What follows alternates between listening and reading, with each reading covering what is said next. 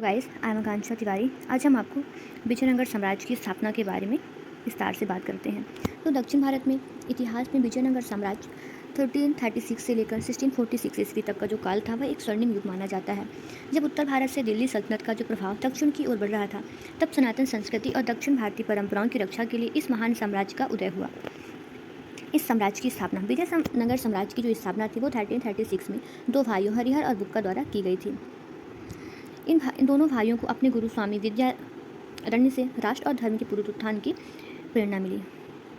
इनका जो प्रमुख राजवंश था, इस समय 4 प्रमुख राजवंशों ने शासन किया। पहला था संगम वंश, जिसमें हरिहर और बुक्का इसी वंश के थे।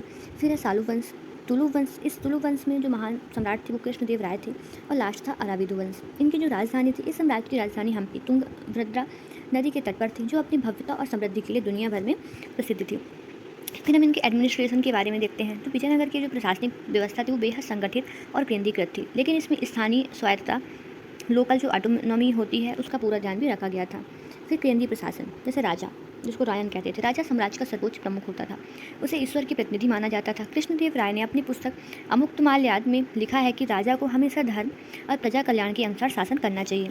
फिर परिषद होती थी। राजा की सहायता के लिए एक मंत्री परिषद होती थी, जिसका मुखिया प्रधानी या महामंत्री कहलाता था। फिर प्रांतीय और स्थानीय प्रशासन था। साम्राज्य को राज्य मतलब प्रांत, वलनाडु यानी कि जिले, नाडु और ग्राम समूह में बांटा गया था। न्यायांक व्यवस्था थी यहाँ। न्यायांक व्यवस्था मतलब यह इस साम्राज्य की सबसे अनोखी सैन्य प्रशासनिक विशेषता थी। राजा अपने सैनिक अधिकारियों को भूमि का एक विशेष भूभाग जमीन देते थे, जिसे अमरम कहा जाता था। इन अधिकारियों को नायक कहते थे और ये नायक राजा को जरूरत पड़ने पर सेना और टैक्स देते थे। फिर आयकर व्यवस्था, ग्रामीण प्रशासन को सुचारू रूप से चलाने के लिए 12 अधिकारियों को एक समूह होता था, जिन्हें आयकर कहा जाता था। इनकी सेवाएं वंशानुगत होती थी।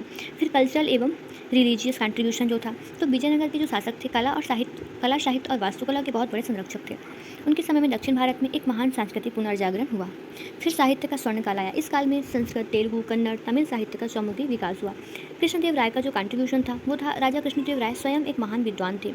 उनके दरबार में तेलुगु साहित्य के 8 महान कवि रहते थे, जिसे अष्टदिग्गज कहा जाता था। इनमें तो तेनाली राम भी शामिल थे।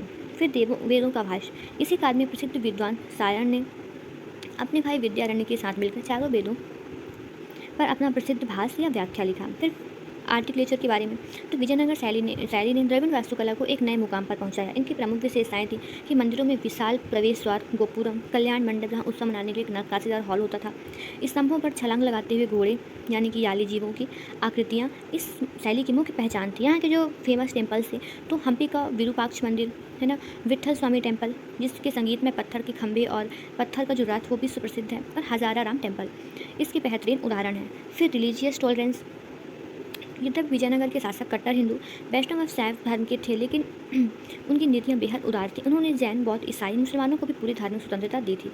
कृष्णदेव राय की सेना में बड़ी संख्या में मुस्लिम धनुर्धारी भी शामिल थे। हम इसका कंक्लूजन देख लेते हैं कि 1565 में तालीकोटा के युद्ध, बैटल ऑफ तालीकोटा के बाद इस साम्राज्य का पतन शुरू हो गया, लेकिन विजयनगर ने अपने 300 से अधिक वर्षों के शासन में दक्षिण भारत को जो सांस्कृतिक, आर्थिक और प्रशासनिक स्थिरता दी है, उसने इस क्षेत्र के इतिहास को हमेशा के लिए अमर कर दिया है। So thank you so much guys. ये हमारे एग्जाम, मेडिवल हिस्ट्री के एग्जाम के लिए सबसे ज़्यादा जरूरी इंपॉर्टेंट बात हमने आज आपको पूरा विस्तार से बता दिया है। आप इसको अच्छे से पढ़ लीजिएगा, रिवाइज करिएगा और इस चैनल को लाइक एंड सब्सक्राइब करिएगा। Thank you.